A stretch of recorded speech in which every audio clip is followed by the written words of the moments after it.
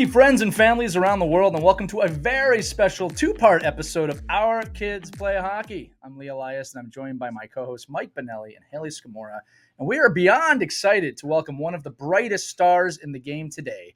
She's a standout from the University of Minnesota, a world champion with Team USA, the number one overall pick in the inaugural PWHL draft, a two-time PWHL Walter Cup champion, and the 2024 playoff MVP, amongst many other distinguished hockey awards. She's redefining what's possible on the ice and off, and we are going to be doing, again, a special two-part episode that will take you through her youth hockey journey, her mindset as a pro, what it takes to represent your country on the biggest stage, and how today's players, especially young girls, can unlock their full potential. Ladies and gentlemen, please join us in welcoming the one, the only Taylor Heise to the show today. Taylor, welcome to Our Kids Play Hockey. Thank you. You killed that, actually, too. Thank you. He's always crushing the intros. Oh my gosh. If you're not having fun with the intro, we're doing something wrong. I'm just saying. Yeah, true. So Heidi, we want to kind of hear about like how you started in hockey. You know, obviously you're like a household name in women's hockey now, but what was like, little young Taylor Heise like out there as a hockey player? And, we heard you maybe started a little bit late in the game and just wanted to kind of hear about your journey. Yeah, I would definitely say my journey is a little bit different than a lot of the other young girls in Minnesota. I would have never known that because I didn't know hockey. I didn't know anything about it. Didn't know it was in the Olympics. God even knew there was a USA team. When I started, I just was like, oh, this is fun. Like my parents kind of threw me into all the sports. And then I was lucky. I lived in a town, Lake City. It's very small, 2,000, 3,000 people. And one of my buddies in elementary school, his dad played juniors, I think, and then just wanted to start a co-ed league outside and ended up getting a flyer in my backpack in first grade and ended up being like, oh, here you go, mom and dad. Can I try this? And as basketball players, they're like, I don't know. Like it's always like basketball good, hockey bad. That's what my fiance says all the time. And I'm like, no, flip the script, buddy. It's hockey good, basketball bad. But then I ended up playing, started when I was 8, played co-ed, forced my brothers to play with me. I feel like usually in Minnesota, it's your older brothers play that drags you into it. I was kind of the opposite. I wanted them out there with me. And it was like cattle doors. We would practice on Wednesday if the ice was good because it's outdoor and then play on Sunday against Wabasha, who was literally down the road from us, and they would just send their kids in, and it would just be 5 in, 5 out, no goalie, just like through the cattle doors, open the door, close it. It was super fun though, and then I think a parent from Red Wing, which is a neighboring school, is where I went to high school, was like, you should probably like maybe have her play semi-competitive. So I was, like I said, thought I was the best one out there. My mom was like, you were terrible, so bad, but the confidence was there. At least that happened. But yeah, so just ended up playing co-ed like for 2 years and on and off played then U8s in Red Wing. I think I was like 9 when I started that and ended up finding a passion for it. And my parents obviously let me do that as long as I was playing basketball still because they wanted me to make sure I could pick the right thing. And my dad was my basketball coach, so we'd go from hockey to basketball most days. And that's kind of how it worked. Yeah, boy, I really hope it works out. Yeah. Something you said that's actually I'm going to tap on real quick, which is interesting, is you just kind of started around 8, and it's funny how the early years, the dream is not I'm going to be Taylor Heise, right? The dream is wow, I just love playing this game. Now, I do have to ask this before I get to my next question. Have you had the sit down with the parents about basketball's great, but I think I did the right thing following the hockey? I would say I had to have that conversation in 6th and 7th grade. It was either in 7th grade, you stay home and, I play basketball, continuing my dad as my coach, play varsity in Lake City probably at 6th or 7th grade. And then kind of go on and maybe be like Caitlin Clark's like second. You never know. Like things could have happened and you still don't know to this day. And then that, or then I would choose the harder route, go to Red Wing for high school, starting in 6th grade or 7th, I think it was 6th grade, 7th grade, and then end up playing varsity right away. And it was really scary, didn't know a ton of people, and ended up choosing the hard route. Thank goodness I did, because it did pay off for me. But yeah, it was like I had to have that sit down with my parents. We did the pros and cons. We had to call the superintendent because I had to open enroll there. And I think we looked at more than just hockey. Like we looked at school districts, and my mom's a teacher, my dad's an insurance agent. They know Lake City like the back of their hand. Both school districts are great, but I just kind of had to do what I thought was going to help me in the long run. And thank goodness it worked out, because I remember those sleepless nights that I Yeah. had it in sixth grade, where I'm like, man, if this doesn't work out and like something doesn't happen, like I'm going to look like a fool, or like I'm losing all my best friends for what? And then obviously it ended up working out, but it was a hard decision for sure. Yeah, well, and it's got you here now with two PWHL stars and two schmoes on a really popular podcast. So that's a good place to be. It's interesting what you're saying, Taylor, because especially on the girls' side, these are some of the tough decisions that they have to go through. But in Mhm. your game, I think one of the things that really sets you apart, and got you to where you is your hockey sense, your hockey IQ. And since the conversation started, I can't help but wonder if the basketball background actually played into that a little bit, because we talk about this all the time across the show, how hockey IQ across the board in youth hockey is Mhm. not great. It's suffering. It's not quite there. Mhm. We got a lot more kids playing checkers than chess. But what does a hockey sense mean to you, and how do you think it developed to the professional Olympic level that both you and Haley share? Yeah, I think it was definitely a collaboration. I think it's a great way to describe like the difference between the two. One of the main reasons why I chose hockey over basketball is I felt more free, and I'm type A. I like to do what I want to do. Like, do I want to run 5 sets in a row? Like Mike and do all these, like we had five things we would do, and the girls knew like 1, 2, 3, 4, 5. I put my hand up as a point guard. They knew exactly what we were doing. Right. And I think with that, my dad gave me a lot of creativity to be like, okay, like you run one, but you can kind of like run it the way you want to run it, and then just find the girls when they're open. And I definitely think that that was one of the things that kind of, you look at someone like Haley or me, that you're at this high level, but you're not just, like you said, checkers over chess. You're not just doing one thing. Hockey, you can't plan about what's going to happen. Like, absolutely cannot. It could be, a defense goes down and you got to go play defense, or this team's trapping and you have to figure this out. I've always been very creative. I've been in the arts when I was young. I always would submit something to the art fest in Lake City and do all this stuff. Like, it was the creative like side in me, and I love even drawing and doing all this stuff now. But the creative side is definitely huge, and that leads into hockey sense. Like, hockey sense isn't, you know, always learned. Sometimes it's innate, and sometimes people don't fully understand what it means. And for me, it just means that you can see the next play before it Mm. comes. You can understand how so and so thinks. And sometimes it's like IQ. Sometimes it's a little bit of like, okay, she's cut back 3 times this way. I'm going to look for a play going in this direction. And for me in my game, I really enjoy the plays over, the goals. I want to make the play. I want to be a part of the play. And I feel like when I do have the puck on my stick, good things happen. And in order to make that happen, you have to continue to have the puck on your stick. And for me, I didn't play on the best U8 team, the best U10 team, the best U12 teams. We were Bs, B teams. We weren't A teams. And my varsity team wasn't amazing either. Like, I had some really good players, but leading into my sophomore, junior, and senior season, there wasn't anyone that played college hockey with me. So I feel like the hockey sense and IQ, it can be learned, but it's also mostly innate. And you can just sometimes just watch hockey. You can immediately see who has it and who doesn't. I think that's so great to hear about you playing in like B hockey. Like the amount of Oh people I have yeah. asking me, like, oh my gosh, like, should I go to AAA this year? Like, I can't believe I'm not Mhm. AAA right now. And they're like 8 years old. I'm like, okay, like, let's relax Whoa. a little bit. Yeah. But it's, there is that pressure to hit that level. So I think it's so great to hear like that's where you started all the way up till what, college? Like into Yeah. high I school? didn't Like that's amazing. Yeah, I didn't play in a good team until I played USA U18s. Like, Wow. Wow. and I hate to say it, like I love all my people I've played with. Like, Hmm. I think they would say the exact same thing. Like, we weren't the best. Like, as a Hmm. U12 player, I played defense until I was 13, specifically because our team didn't have anyone that could stop them and then rush the ice and have the energy to keep going.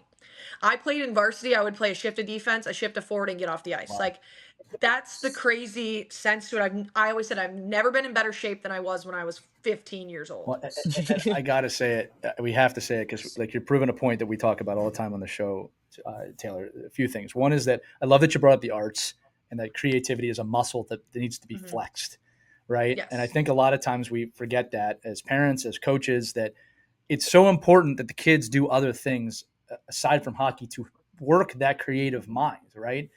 Whether Yeah. that is literally playing chess or, like you said, drawing, writing, music, something creative to help flex that muscle. The other thing you just said is how you're playing different positions.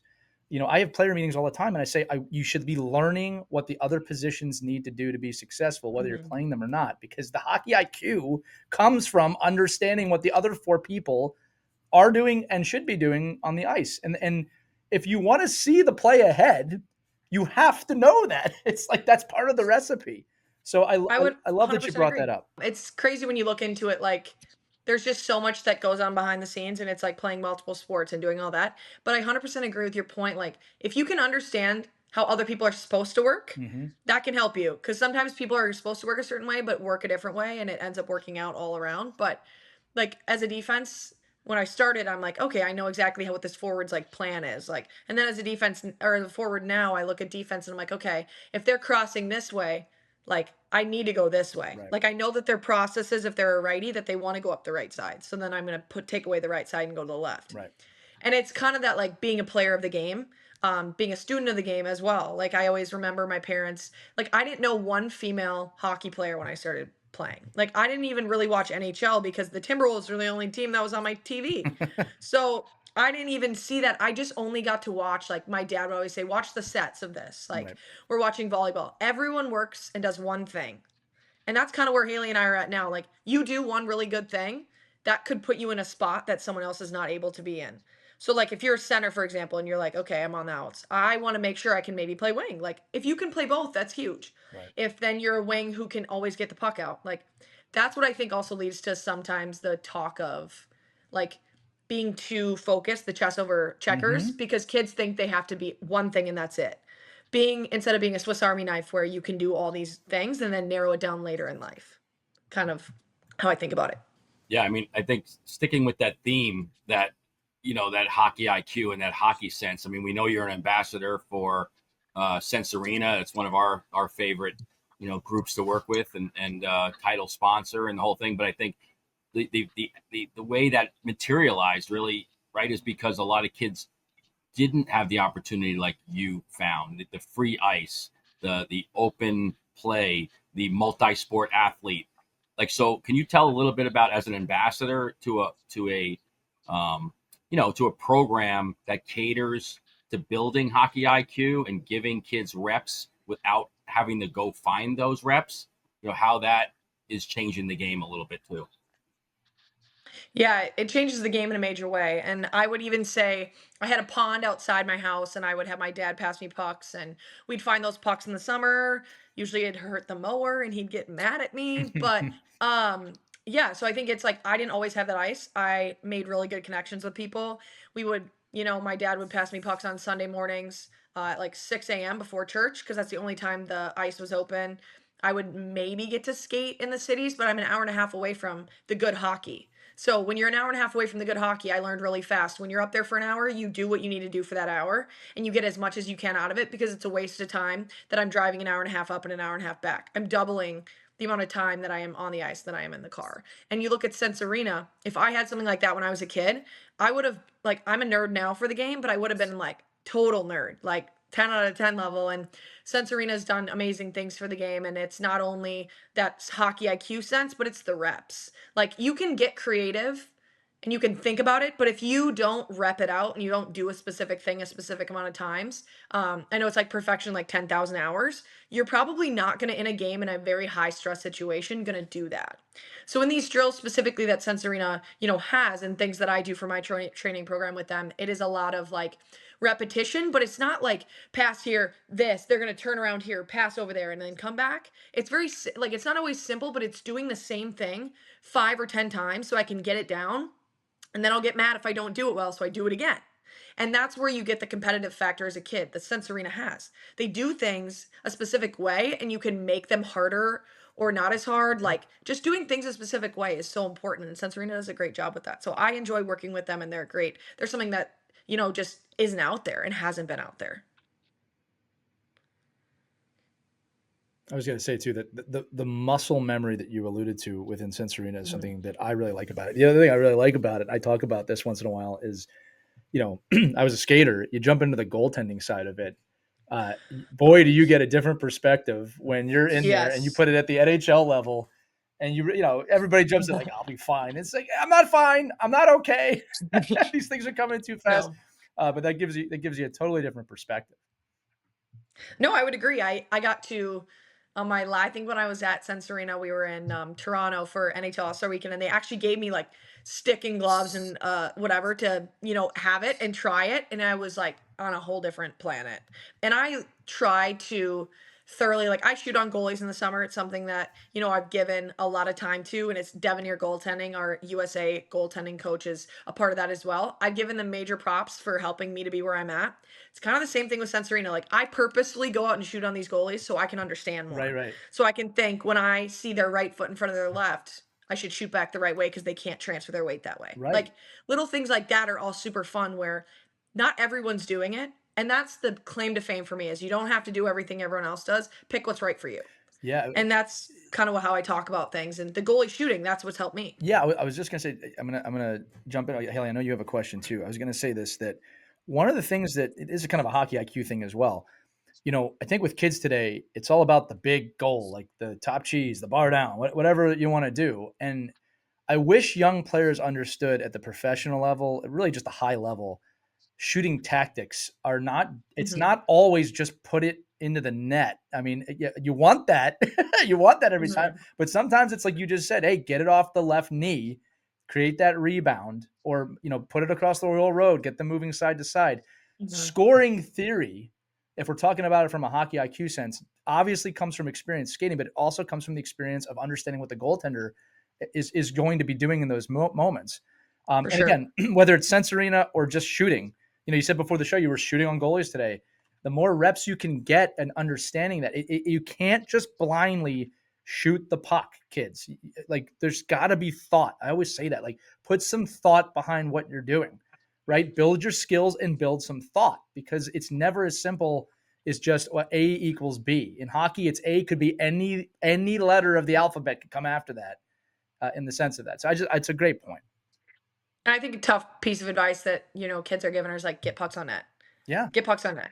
Realistically, it makes sense. Like, defense, get a puck through, get it on net. Yeah. But as a forward, I occasionally will get yelled at for this, is I'm very picky with what I'm going to put on net. I'm not just going to float a saucer pass on net and hope for the Yeah, best. right. I want it to either create something, or I want it to create something for me. Like, make the goalie uncomfortable. Maybe you get him off angle and you shoot it. Understandable. But if you're just chucking it on net and it's just getting blocked to the side of the defense, it's a wide open breakout for the other It's a team. turnover. That's where I think kids, yeah, it's a turnover. And that's what Yeah. kids are being taught, is like, get pucks on net, get deep, like all these things. Everyone does things a different way. And you have to understand that. And the kids have to, it's hard if you don't have a coach that's going to give them like, do what you need to do, but here's Yeah. what within reason of what I want. Taylor, what Like, try to, I tell my players, I did not mean to cut you off. I apologize. No, But you're good. what I tell my players is two things. I said, if you're hoping, you're dying. I said, this is not a game built on hope.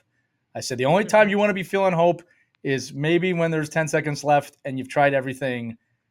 That's usually the last chance you have, right? Yeah. But I said, don't hope. And then the other thing I say is, look, live with your decisions, right? That's one of the biggest parts that separates, I think, great players from just okay players, is you're going to make a decision and you're going to live with that decision, and you're going to learn from that decision, or you're going to score, or something good's going to happen, right? But the hesitant player, which is a deeper psychological thing, you're not going to grow in that environment. You have to live with the decisions you're making.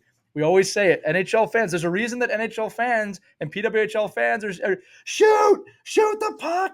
Always say we're not looking for just a shot. We're looking for the right shot or the right play. And that's, again, that's the chess versus checkers match. I'll stop talking there, but For sure. I love what you said. Thank you. Yeah, just want to talk about some of the stuff you do off the ice. I just love like the mentorship role that you play, and I feel like you're just such a great role model for like young female hockey players. You're involved with the Gift of the Game with Duncan Keith. You had your first TH27 camp, and so, just kind of wanted to hear like what inspired you to start the camp, and like what did you kind of take away like working with these young players? Yeah, that's an honor coming from you, because you give back to the game more than almost anyone that I've ever seen. So, I think what really started it for me is my parents. They're obviously, my mom's a teacher. She tutors, she does all the giving back, and just watching her do what she does and seeing people just be so, enthusiastically like excited to be around what she does. I think that kind of rubs off on me. She also wants me to do all these things, and as do I. But sometimes you need that reminder from your mom, like, Mhm. get out there and give back. Like, I get Yeah. so much. Sometimes it's like too much. And I'm like, I got to give something back. Got to do something. And I think last year I had some really cool sponsorships I got to work with, but Gift of the Game is great. Like, I know, like Haley and I, we don't have a ton of time to be out and, giving lessons to a kid every single day. Like that's just not in the cards for us. It's not in the schedule. It doesn't work.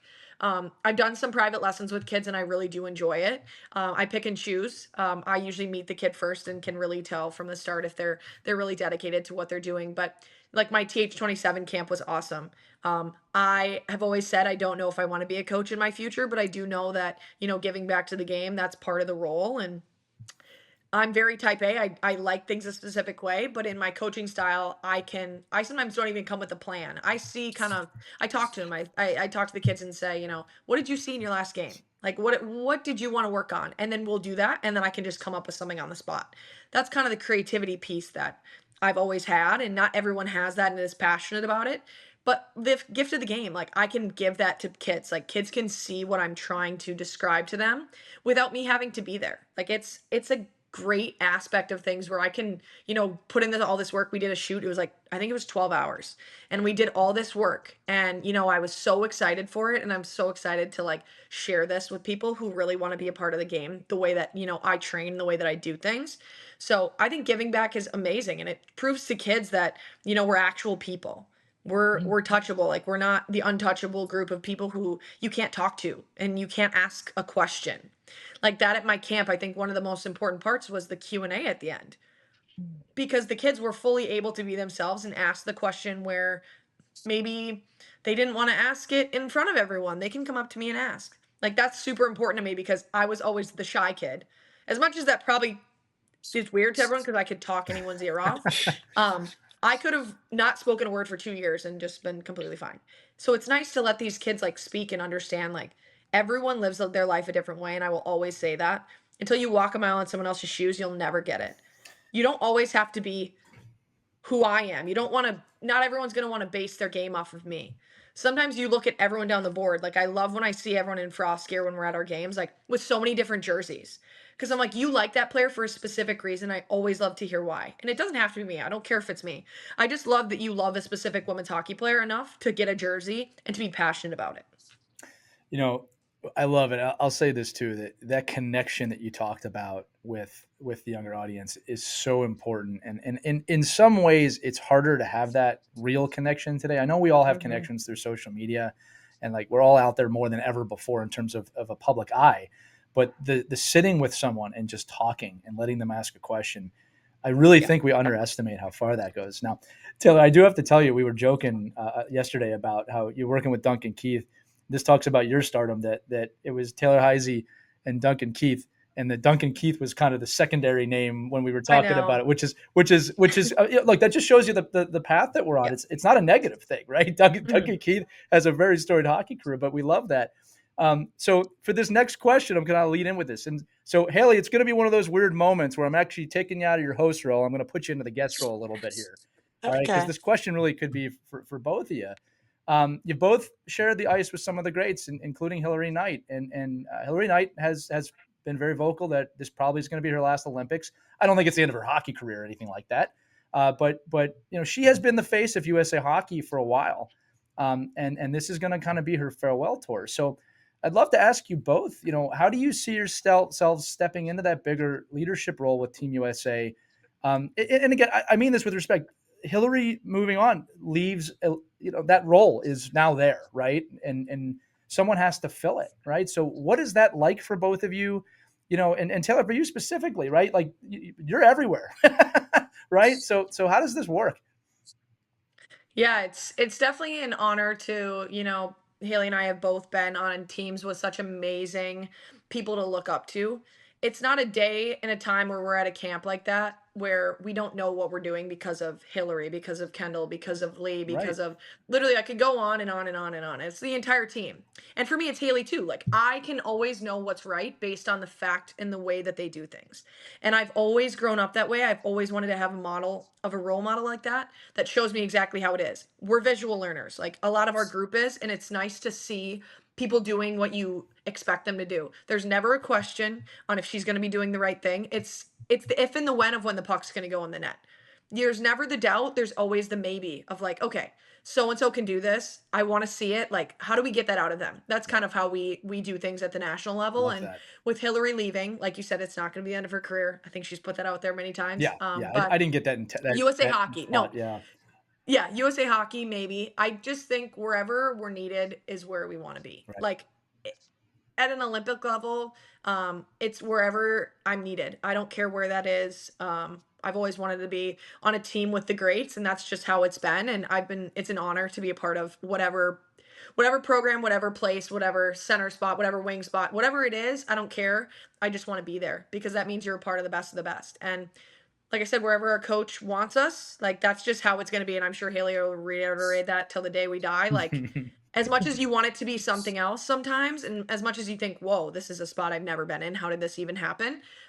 It's just the work and the honor and the confidence in yourself that you've been doing the things that have put you in the spot forever. And when something doesn't go right, it's going to get there. It's not if, it's when. Right. So to have everyone that you're surrounded with, especially me and like Haley at that level, they're always have confidence in you. And that's what helps me to be where I'm at. So wherever I'm needed, I will happily be there. Haley, I'd love your thoughts on Yeah, that too. oh man, I mean, there's no stepping into like shoes like that, to be honest with you. Like the amount of stuff that Hillary and Kendall have done for USA Hockey and women's hockey in general, like just it cannot be replicated or topped or just it's in so many ways that they've made our game the way it is today. Like, and the reason it has so many eyeballs on it and so many viewership. So like in that sense, like, no, I'm not gonna lead like a Kendall Coyne or like a Hillary Knight, but I can lead like I me. love that. And in doing that, it's like I'm a very like I like to say I'm very inclusive. I like to make sure everyone is feeling like comfortable and good in their own skin. It's more of like a one-on-one connection, I would say, is more how I lead than like big talking in front of the group. Like I'm probably not saying something to the whole team, but like if I see someone who's maybe like having a hard time or like I'm able to kind of like notice that and make sure and like hype them up a little bit and be like, hey, you've got this. Like everyone makes mistakes like this. It's no big deal. Like you're gonna make it when it counts. So I think that's my the way I like to lead for sure. Well, I want to say this. These are fantastic answers, and just equating it back to youth hockey. We've been watching women's hockey now for 30 years, right? And whether Cami Granato to the Kendalls to the Hillary Knights, great leaders that have all helped push this game forward. But the story must continue. And what I love about your answers, and for the kids listening, parents listening, I just really hope you're taking this out of the answer. It's not once did they say, well, I need to be the top AAA tier 1 center, because if I'm not, what's the point? And I hear that a lot. I hear that a lot. Well, I didn't make this team. So what you're hearing here is I'm on the team and I'm going to support the team, and wherever the team needs me is where I'm going to be. I think, and you two can tell me if I'm wrong, that that's across the board on national teams. That's probably not limited to Team USA. That's probably not limited to just one high level team, right? That is a separator at the highest level. And kids, you got to start doing it now. I know there are tremendous politics in youth hockey. I bet there's tremendous politics in professional hockey and Olympic hockey too. But it rises to the top of who you are. You have to have the game. I always say the talent's obvious. The talent's the part that everyone has. But are you a great team player? Can you get a question like I just asked and get that response? Or is the response going to be, well, I'm the next Hillary Knight? Because nobody said that here. I love the answer, gang. And again, both of your games do speak for themselves. I'll just say this. We had a lot of leaders on Team USA. It makes me pretty proud to be, I'll say, a fan of Team USA.